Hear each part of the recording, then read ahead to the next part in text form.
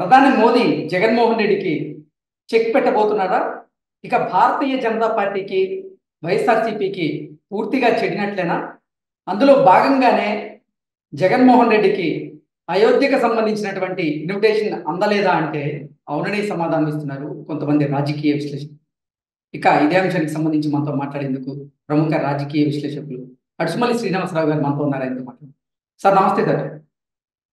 నమస్కారం అండి. సార్, బీజేపీకి వైసీపీకి పూర్తిగా చెడినట్లేనా?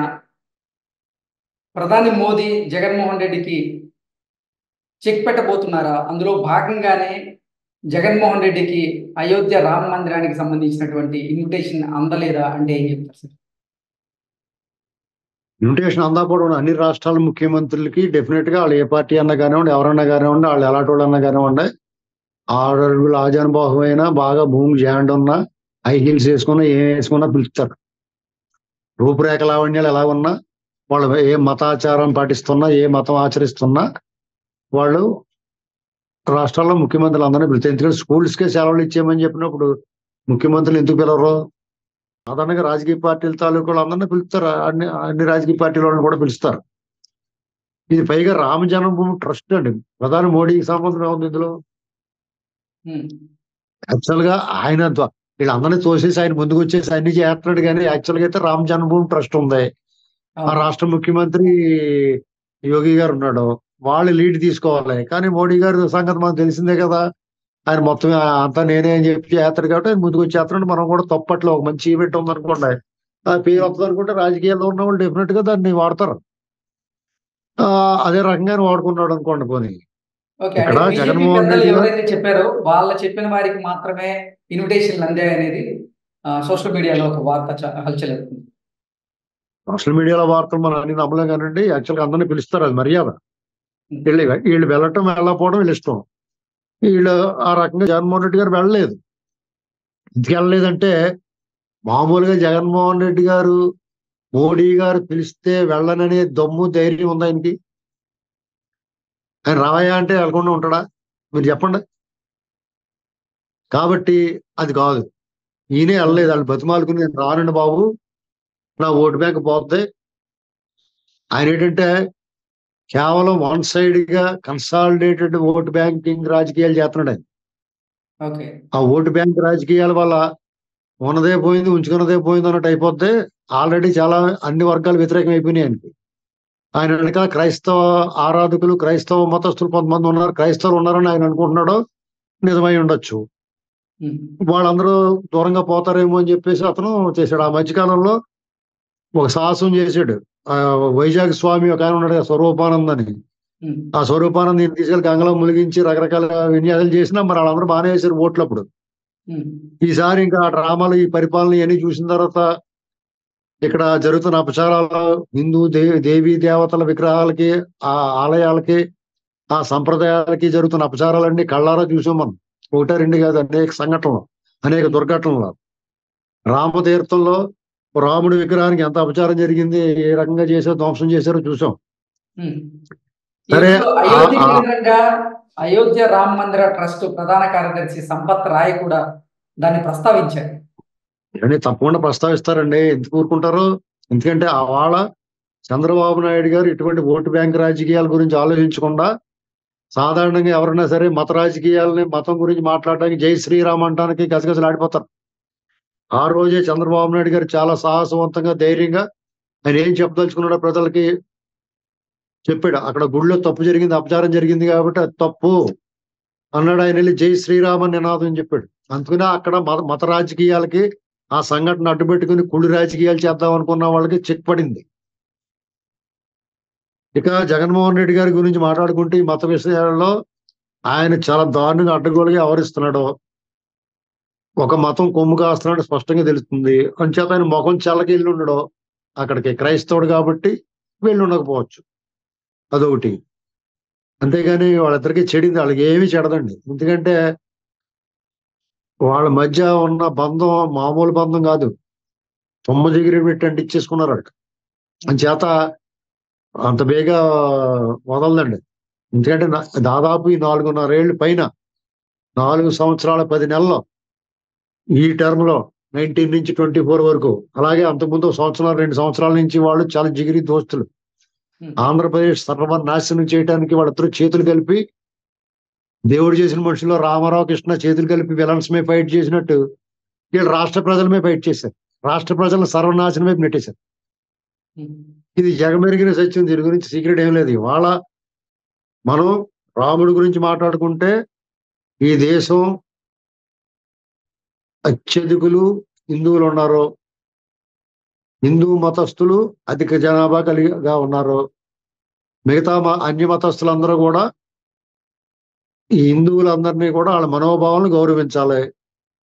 వాళ్ళ తాలూకు ఒక మంచి కార్యక్రమం జరిగితే అందరూ కూడా నిజంగానే ఇతర మతస్థులు కూడా దీన్ని స్వాగతించారు. వాళ్ళు కూడా పాల్గొన్నారు ఈ సమరాల్లో.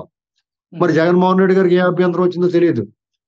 ఇక రాజకీయంగా చూస్తే ఇండియా కూటమి ఆ వేడుకలకు కానీ ఆ కార్యక్రమానికి కానీ రామని చెప్పారు. బహిరంగంగా వాళ్ళు దమ్ముగా చెప్పారు. ఈయన నేను రానని చెప్పలేదు, వస్తానని చెప్పలేదు, నన్ను పిలవలేదు అనలేదు, పిలిచారని చెప్పలేదు. ఏం మాట్లాడకుండా సైలెంట్ గా ఇంట్లో కూర్చున్నాడు. అదే సార్, ఇప్పుడు సర్వత్రా చర్చనీయాంశంగా మారింది అదే. అసలు జగన్మోహన్ రెడ్డికి రామ మందిరానికి సంబంధించినటువంటి ఇన్విటేషన్ అందిందా, అంది కూడా వెళ్ళలేదా? మీరు చెప్పినట్టుగా ఓట్ బ్యాంక్ రాజకీయాలకి తెరలేపుతున్నారా? మీకు ఇన్విటేషన్ ఉంటదండి, వాళ్ళు రమ్మంటారు. బాబు నేను రాలేనండి, ఏమనుకోకండి, నేను వచ్చాను అనుకున్నాను, కాల్ పీసుకేసి వదిలించుకొని ఉంటాడు అంతే, బతిమాలుకుని అంతే. ఇప్పుడు చంద్రబాబు నాయుడు గారిని పిలిచారు ప్రతిపక్ష నేతనే, ఆయన ఎందుకు పిల్లరు? పవన్ కళ్యాణ్ గారిని పిలిచారు. వీళ్ళిద్దరిని పిలిచిందో రాష్ట్ర ముఖ్యమంత్రిని ఎందుకు పిల్లరు? రాష్ట్ర ప్రజలను అవమానించరు కదా. ఇప్పుడు జగన్మోహన్ రెడ్డి గారు ఏ మతం ఆచరించినా కానీ ఆయన రాష్ట్రానికి ప్రతినిధి కదా, ముఖ్యమంత్రి కదా, మన రాష్ట్రానికి ప్రాతినిధ్యం వహిస్తున్నాడు కదా. ఆయన ఖచ్చితంగా పిలుస్తారు ఆయన్ని. ఇప్పుడు ఆయన రిక్వెస్ట్ చేసుకున్నాడు, నేను రానండి ఏమనుకోకండి అని. అలాంటి భయాలు సంకోచాలు ఏం లేవు చంద్రబాబు నాయుడు గారు. ఇప్పుడు బీజేపీతో ఆయన పొత్తులు లేడు, ఆయనతో స్నేహం లేదు, అలాగని శత్రుత్వం లేదు. ఒక మంచి కార్యక్రమం ఆ రామ్ జన్మభూమి ట్రస్ట్ వాళ్ళు పిలిచారు, అందంగా గౌరవంగా వెళ్ళాడు, వాళ్ళు గౌరవించారు, సత్కరించారు, ఈయన కూడా దండం పెట్టుకుని వచ్చాడు. ఇప్పుడు రాజకీయాలు అంటారా? డెఫినెట్ గా మాట్లాడుకుంటారు. రాజకీయ నాయకులు రాజకీయం మాట్లాడుకోకపోతే సినిమా కవర్లు ఆ సలార్ బాగుందా లేదా, లేకపోతే మొన్న ఏదో వచ్చింది ఇంకో సినిమా గుంటూరు కారం సినిమా బాగుందా లేదా, ఈ మాట్లాడుకుంటారు. వాళ్ళు ఖచ్చితంగా రాజకీయాలు మాట్లాడుకుంటారు. రాబోయే రోజుల్లో ఎన్నికలు ఉన్నాయి కాబట్టి ఏంటి పరిస్థితి, కలిసి వెళ్దామా విడిపోయి వెళ్దామా, కలిసి వెళ్తే ఏంటి లాభం, లేకపోతే కలిసి వెళ్తే నష్టం ఏంటి, విడిపోతే లాభం ఏంటి నష్టం ఏంటి, ఇలాంటివన్నీ డెఫినెట్ గా మాట్లాడుకుంటారు. ఒకవేళ కలిసి వెళ్దాం అనుకుంటే ఎన్ని సీట్లు ఇవ్వాలి, కాబట్టి కొన్ని కండిషన్స్ ఉంటాయి, అన్కండిషనల్ గా కూడా ఉంటాయి, కొన్ని రకరకాలుగా ఉంటాయి. ఇవన్నీ డెఫినెట్ గా మాట్లాడుకుంటారు. మనం అంటే ప్రధాని మోదీ అసలు కేసీఆర్ కి జగన్మోహన్ రెడ్డికి చెక్ పెట్టబోతున్నారు, భారీ షాక్ ఇవ్వబోతున్నారు. అలాగే పాత మిత్రుడైనటువంటి చంద్రబాబు గారితో స్నేహపూర్వక వాతావరణం కోసం ఆయన వెంపర్లాడుతున్నారు, ఉవ్విళ్ళూరుతున్నారు అంటూ కూడా కొన్ని వార్తలు వస్తున్నాయి సార్. ఇప్పుడు వాళ్ళు ఉవ్విళ్ళు ఊరుతున్నారని ఎవరిని కూడా మనం కించపరచక్కలేదండి. ఇటు చంద్రబాబు నాయుడు గారు, తెలుగుదేశం పార్టీ శ్రేణులు కానీ, ఆంధ్రప్రదేశ్ ప్రజలు కానీ బీజేపీ మీద చాలా తీవ్ర ఆగ్రహంగా ఉన్నారండి, అది నిజం. కాబట్టి ఎవరు కూడా బీజేపీతో పొత్తు పెట్టుకోవడానికి ఇష్టపడరు, ఒక రకంగా భయపడతారు కూడా. కానీ పవన్ కళ్యాణ్ గారు మాత్రం చాలా సాహసం చేసి వాళ్ళతో ఛానల్ క్రితం వీళ్ళంత దుర్మార్గం చేస్తాను కానీ వాళ్ళతో పొత్తెట్టుకున్నాడు ఆయన. నేను మళ్ళీ వాళ్ళని తీసుకొస్తాను పొత్తులోకి అంటున్నాడు, పైగా ఆయన వచ్చింది కాకుండానండి. ఇలాంటివన్నీ ఇప్పుడు ఎలా ఉంటుందంటే, ఇప్పుడు కారులో గాలి లేదండి, ఒకడు ఎక్కుతాను గాలి ఉంది, అతను ఎక్కేసి మళ్ళీ వాళ్ళిద్దరిని కూడా ఎక్కించండి అంటే ఎలా ఉంటది? అలా ఉంది పరిస్థితి అక్కడ ఆంధ్రప్రదేశ్ లో వీళ్ళ పార్టీలో. సరే వాళ్ళ పార్టీలో పొత్తులు ఎలా పడతారు అనుకోండి, మోడీ గారు తాహతాలు ఆడుతున్నాడా లేకపోతే చంద్రబాబు గారు తాహతాలు ఆడుతున్నారా అనేటువంటి కాదు ఇక్కడ. వీళ్ళు డెఫినెట్ గా కేంద్ర ప్రభుత్వంలో అధికారంలో ఉన్న వాళ్ళతో రాష్ట్ర ప్రభుత్వాలకు అవసరాలు ఉంటాయి.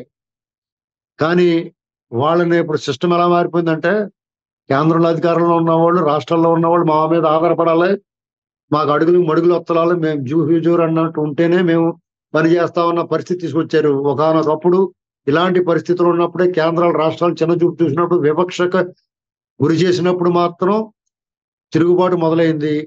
ముందు తమిళనాడులోను, తర్వాత ఆంధ్రప్రదేశ్ లో ఎన్టీ రామారావు గారు తెలుగువాడు ఆత్మగౌరవం నినాదంతో పార్టీ పెట్టాడు.